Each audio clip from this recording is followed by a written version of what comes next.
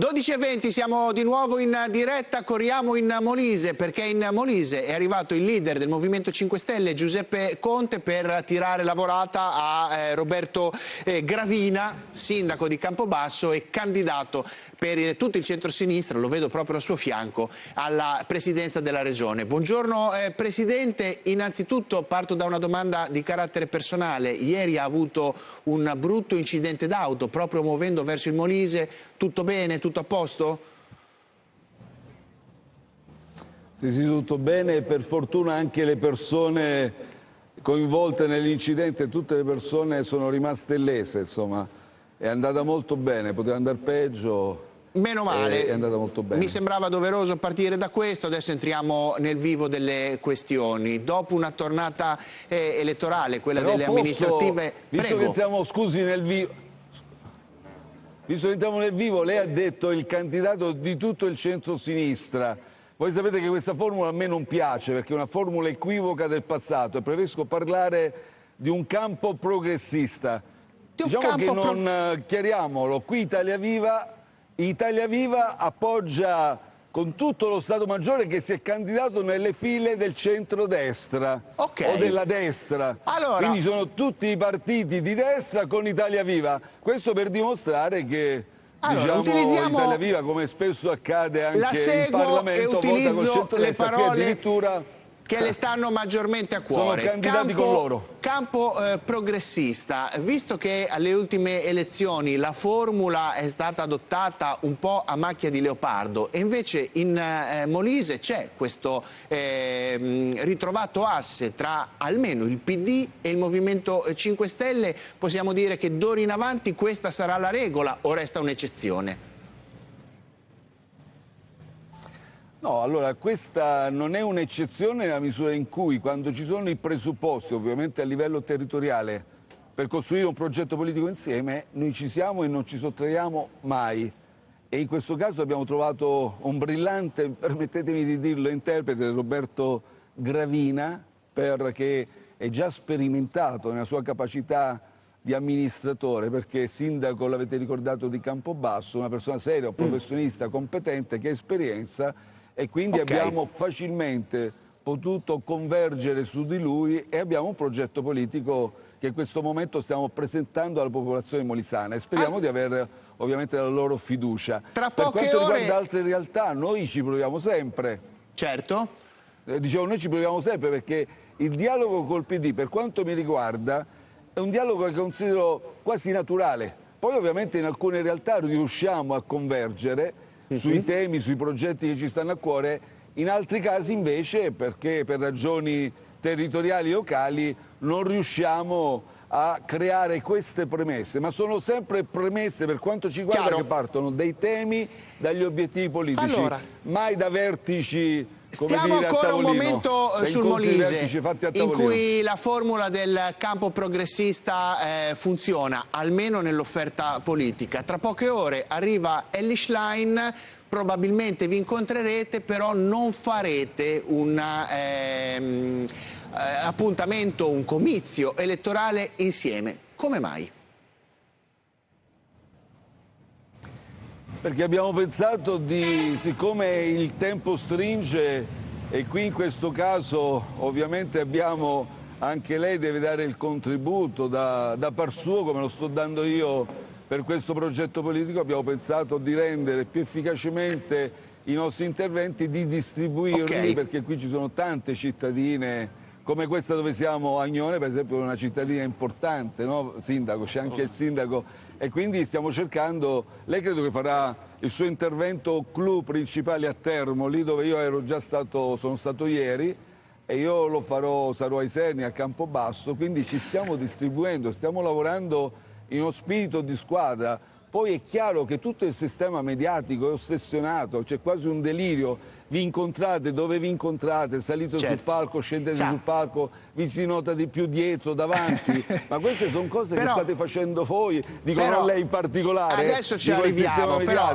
avranno notato, noi stiamo pensando alla concretezza di portare avanti questo progetto e farlo nel modo più ricco, più articolato. Avrà notato il battage mediatico che c'è stato dopo il saluto che Elly Schlein ha portato alla sua manifestazione sabato scorso. Poi lunedì Elly Schlein davanti alla direzione del suo partito ha detto una cosa molto chiara: divisi non si costruisce una alternativa credibile e efficace alla destra oggi al governo. Lo crede anche lei? Guardi, io credo che il modo migliore oggi per costruire un'alternativa a questa destra è innanzitutto, giorno dopo giorno, far sentire il peso, la sostanza politica delle nostre posizioni, la chiarezza di una visione alternativa di paese, giorno dopo giorno, tema dopo tema, perché questo governo ci sfida e sfida il paese ogni giorno a elaborare e proporre una visione alternativa. Quindi la nostra opposizione non è la posizione di chi dice state sbagliando, punto, di chi dice attenzione non vogliamo la vostra soluzione, di chi spiega come e perché loro si stanno dimostrando inadeguati e incapaci dalla giustizia, dalle politiche del lavoro, dal caro vita dove non hanno nessuna soluzione, lo stiamo subendo tutti noi italiani, perché ricordiamoci, la vera tassa patrimoniale oggi sono i 61 miliardi certificati spariti dai conti correnti degli italiani. Loro hanno perso, tutti gli italiani abbiamo perso tutti insieme 61 miliardi, quindi non solo c'è una misura di investimento che sostenga il rilancio delle imprese, ma non c'è nessuna misura per il caro mutui, caro affitti e caro vita, anzi una tassa patrimoniale che si sta spandendo diffusamente su tutto il risparmio degli italiani, meno 61 miliardi. A proposito della costruzione di una alternativa, oggi in un'intervista alla stampa Bersani, ex segretario del Partito Democratico, che ha sempre dato prova di grande stima nei suoi confronti, traccia una roadmap, un metodo di lavoro. Parti da quello che ti unisce e rendi compatibile quello che ti divide. Visto che la grande distanza tra il PD e il Movimento 5 Stelle in questo momento è rappresentato dalla posizione rispetto alla guerra in Ucraina e all'invio delle armi, lei crede che questa distanza sia insormontabile? Guardi, su questo è inutile nascondere, il PD ha maturato una posizione diversa sin dall'inizio, che noi abbiamo criticato, perché riteniamo che questa, è noto, no? Questa strategia militare porti solo a questa escalation e non abbia una via d'uscita.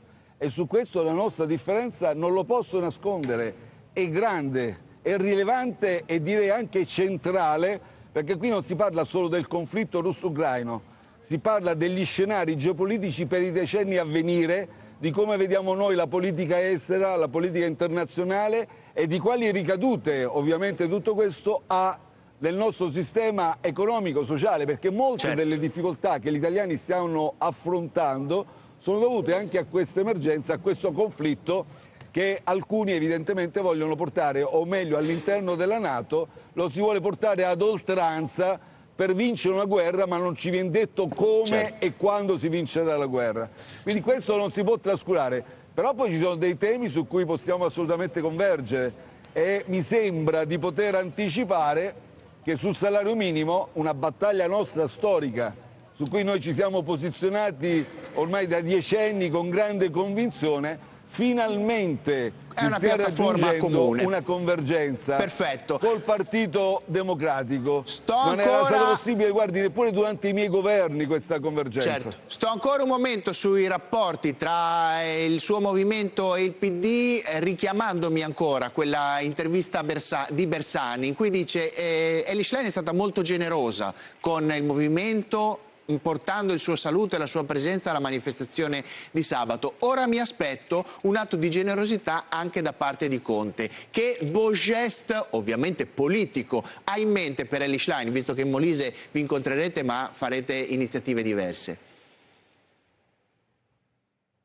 Ma io, guardi, a Pierluigi Bersani, che stimo, addirittura gli ho dato una risposta in anticipo, cioè prima che lui facesse questa osservazione ho già dichiarato subito che sono assolutamente disponibile di fronte a una iniziativa intrapresa da Elly Schlein per il PD, se è una battaglia ovviamente che condividiamo, a essere presente, a partecipare e a portare il saluto ben volentieri del Movimento 5 Stelle. Allora, veniamo un momento alla piazza di sabato, perché ci sono state tante polemiche per la partecipazione di Elly Schlein a posteriori, dopo che Moni Ovadi ha preso la parola contro la guerra, ma soprattutto dopo quelle frasi di Beppe Grillo sulle brigate di cittadinanza e il passamontagna. Lei se l'è presa tanto con il sistema mediatico dicendo che ha fatto sensazionalismo sulle parole di Grillo. Non crede che però anche Grillo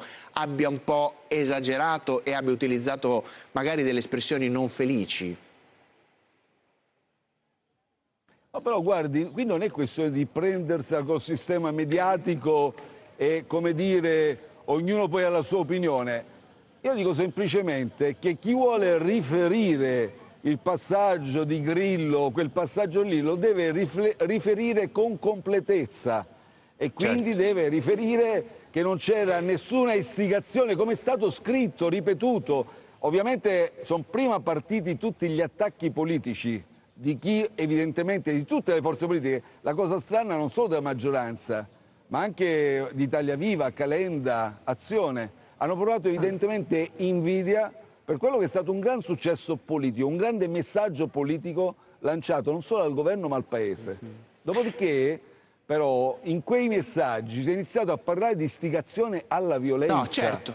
Ma allora questo è assolutamente strumentale. Visto che quindi, è la seconda volta che me lo cita, ecco, Matteo Renzi, no? Che in Molise sostiene con la sua Italia Viva il candidato di centrodestra. Per lei, nell'ottica di costruzione del campo progressista, Renzi e Calenda pari sono, cioè fuori da questo perimetro, o con Calenda si può fare un ragionamento diverso? Guardi, se con Calenda si potrà fare un ragionamento diverso, dipende solo da Calenda, ma soprattutto non dall'opinione che oggi ha Calenda, dai comportamenti, dall'atteggiamento, dalla prospettiva politica che lui dipanerà e metterà in pratica da qui in futuro. Chiaro? Perché non si può rincorrere l'opinione di Calenda, quella quotidiana, che potrebbe essere, diciamo così, mutevole.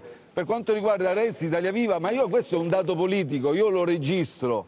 Mi sembra che abbia un chiaro obiettivo. Lui odia il Partito Democratico, odia non meno, forse anche di più, il Movimento 5 Stelle, lo ha sempre dichiarato. Hanno l'obiettivo di distruggere il Movimento 5 Stelle, cioè non è concepibile in politica una forza che anziché, come dire, affermare il proprio progetto politico abbia l'obiettivo di distruggere un'altra forza politica. Secondo me questa non è politica.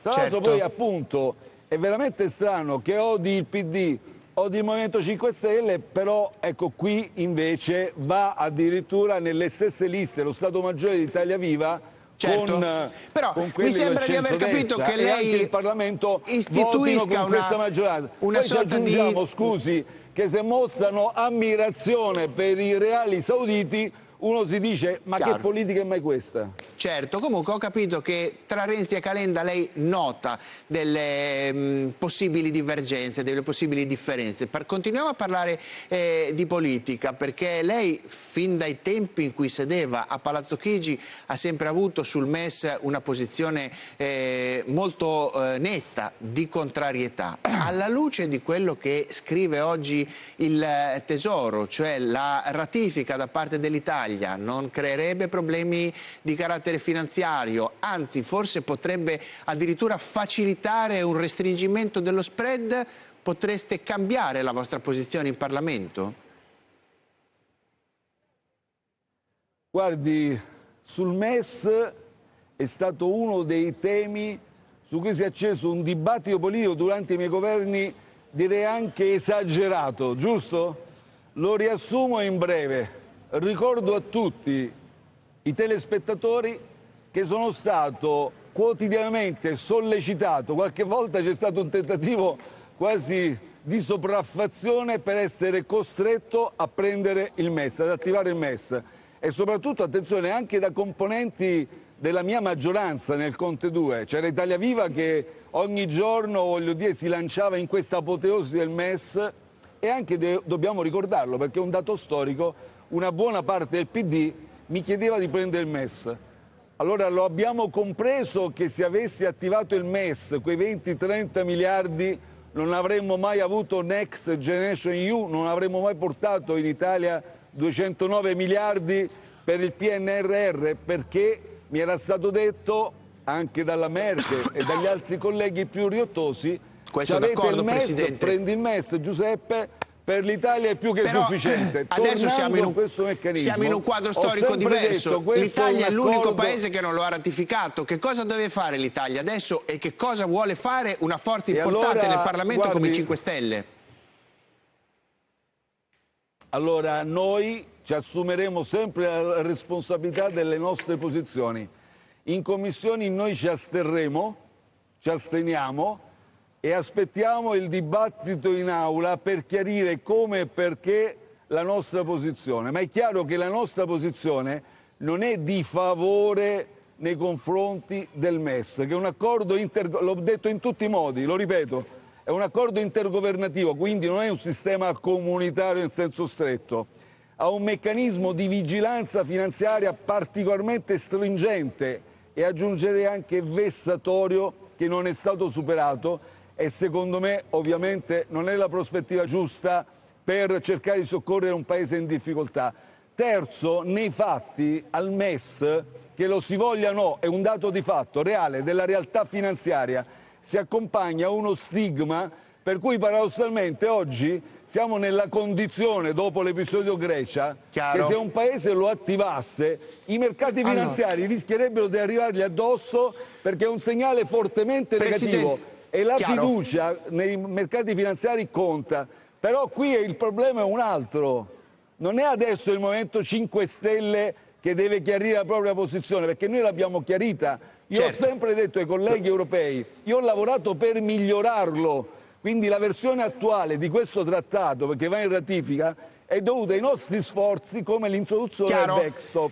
Però attenzione, adesso deve decidere la maggioranza la sua posizione, certo. Il nostro approvazione definitiva, esatto, però la nostra approvazione, ho chiarito, è in una logica di pacchetto. Io approvo questa modifica migliorativa, ma ci aspettiamo che gli altri pilastri vengano completati. Allora, né Draghi né Meloni li hanno completati. Oggi la Meloni si assume la propria responsabilità. Ce lo dica che cosa vuole fare da grande in Europa. Vuole parlare con Visegrad?